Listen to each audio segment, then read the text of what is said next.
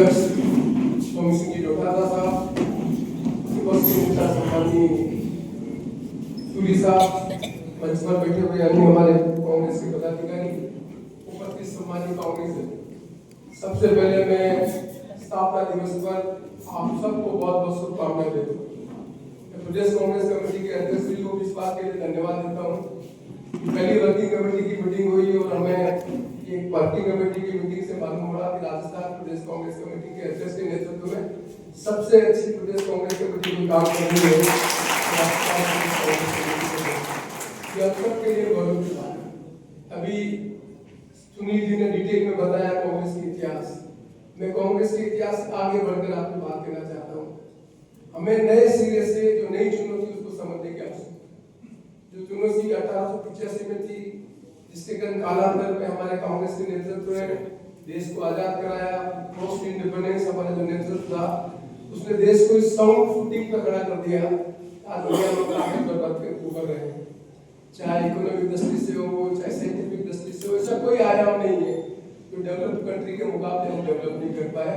ये सारा श्रेय जाता है कांग्रेस पार्टी और कांग्रेस पार्टी के नेतृत्व। आज जो नई चुनौती है उसमें स्थापना दिवस पर सब कांग्रेस दल को बहुत ज्यादा गंभीरता से इस बात की समझने की आवश्यकता है।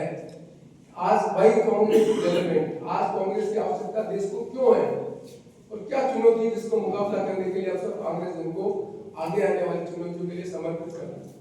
उन मुद्दों को मैं रेखांकित करना चाहता हूँ। मैं कहना चाहता हूँ, समझे जब महात्मा गांधी साउथ अफ्रीका से हिंदुस्तानियों के साथ जो वहां पर एट्रोसिटी हो रही थी, उनको ऑर्गेनाइज करके रिलीफ दिलाने का काम कर रहे थे, उनका जो अनुभव था, उस सारे अनुभव को लेने के बाद वो देश में आए।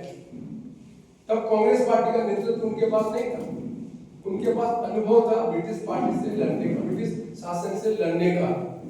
उस अनुभव के आधार पर उन्होंने आकर इस देश में कांग्रेस पार्टी के नेतृत्व में कांग्रेस पार्टी को ट्रांसफॉर्म किया और साधारण जनता से कांग्रेस पार्टी को जोड़ा। और केवल एक जो बात है जिसको ध्यान में रखने की आवश्यकता है, जिसको राहुल गांधी बार बार कह रहे हैं, लड़ाई सत्य की होती है। सत्य जो होता है वो आगे प्रिवेल करता है। उस समय महात्मा गांधी के मन में भी एक कल्पना थी, मैं ब्रिटिश हुकूमत को सत्य, अहिंसा और नॉन वायलेंस के माध्यम से देश को आजाद करूंगा। तब लोग मान नहीं रहे थे कि क्या ऐसा संभव है